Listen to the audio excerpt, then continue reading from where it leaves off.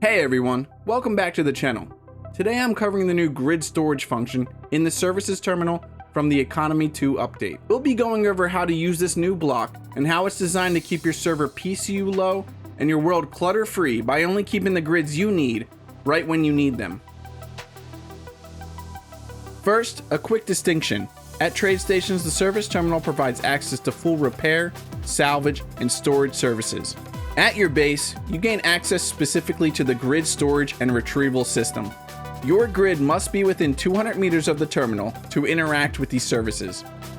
If you are setting up a new world, you'll find the configuration for this system in the world settings under the MISC section. First, you have the grid storage retrieval time. You can set this to disabled, slow, moderate, or fast. This will affect how long it takes to deploy your grid when retrieving it. Next up, a checkbox for allow items in stored grids. When enabled, your ships are stored with their full cargo, components, and ammunition. When disabled, the grid must be entirely empty, or it will automatically drop items into a temporary cargo container during the storage process. To store a grid, open the service terminal interface.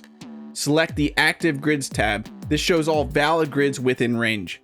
Select the grid you wish to store, and then click the Send to Storage button located in the bottom right. Your grid must be disconnected from any connectors and no locked landing gear. You must own the majority of the grid to store it. If your world setting has Allow Items in Stored Grids disabled, you'll get a warning that all cargo will be offloaded into a temporary container. If enabled, your grid stores as is. Once confirmed, your grid moves to the Stored Grids tab, immediately freeing up your PCU. In the Stored Grids tab, you can toggle sharing settings for each grid. No share for private assets or shared with faction. To retrieve a grid, select your grid in the Stored Grids tab and click Retrieve from Storage.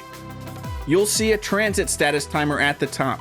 You can abort the process or pay space credits to expedite, which cuts the wait time by 50%. For precise parking, use Precision Mode. In the Services Terminal control panel, check the Precision Mode box.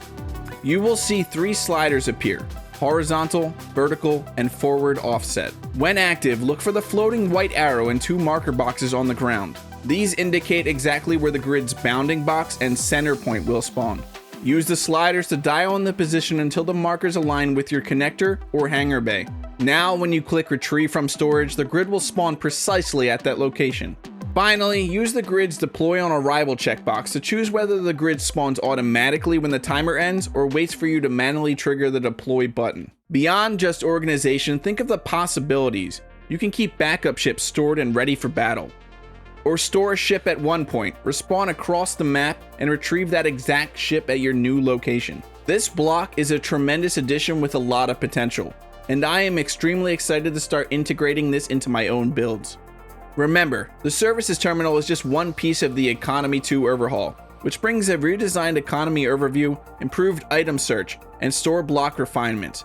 It makes the entire economy feel more connected and responsive. A huge thank you to Keen Software House for the opportunity to preview and showcase these features. I'm just one of the many creators covering this update, so be sure to check out what others are saying about the new blocks and features. For the full breakdown from the devs, catch the Keen Software House livestream Monday, May 4th at 5 p.m. UTC.